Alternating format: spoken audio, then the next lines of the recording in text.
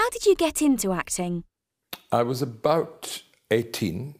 It was my first real job, and it was a very unusual job because I was working in the box office of the Old Vic Theatre. Then not only did I get to see an awful lot of plays, but I also met the actors, and I was able to sneak in to rehearsals in the theatre, quite illegally. And I became fascinated by the work of the theatre. What in particular fascinated you? But the thing that fascinated me, as I said, was when I was in rehearsals. It was the work of the theatre, the sort of work it was. So I stand at the back of the Old Vic Theatre when the actors were rehearsing. But mostly it consisted of people sitting rather glumly about saying, well, I don't know how to do this. I don't know how to do this. I don't know how to make this scene work. I don't understand my character.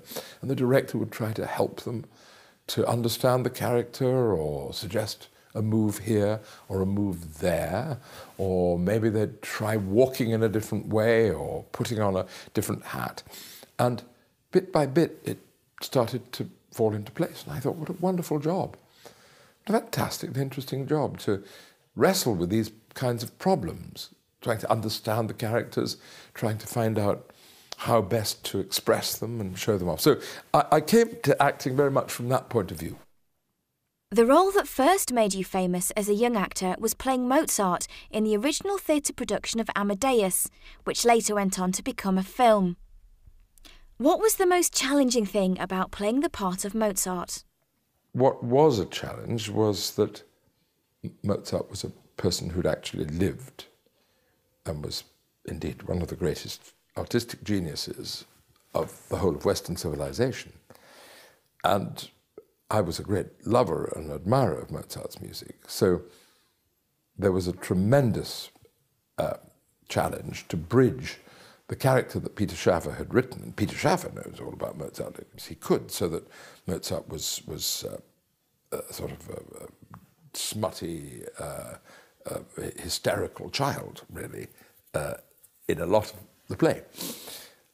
My job was to reconcile that with the fact that he wrote The Manager Figaro. And that was tremendously hard. Was Mozart one of your most satisfying roles? No, I wouldn't say that that was the most satisfying. It was the most exciting, because its fame,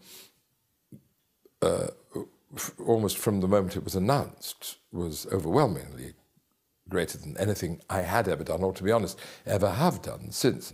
The fact that the play was very, very controversial when it opened proved to be very shocking for many people, only increased the excitement around it. And it was astonishing to look out into the auditorium every night and to see Paul Newman or Robert Redford or Ava Gardner or Margaret Thatcher sitting out there, because everybody had to see that play.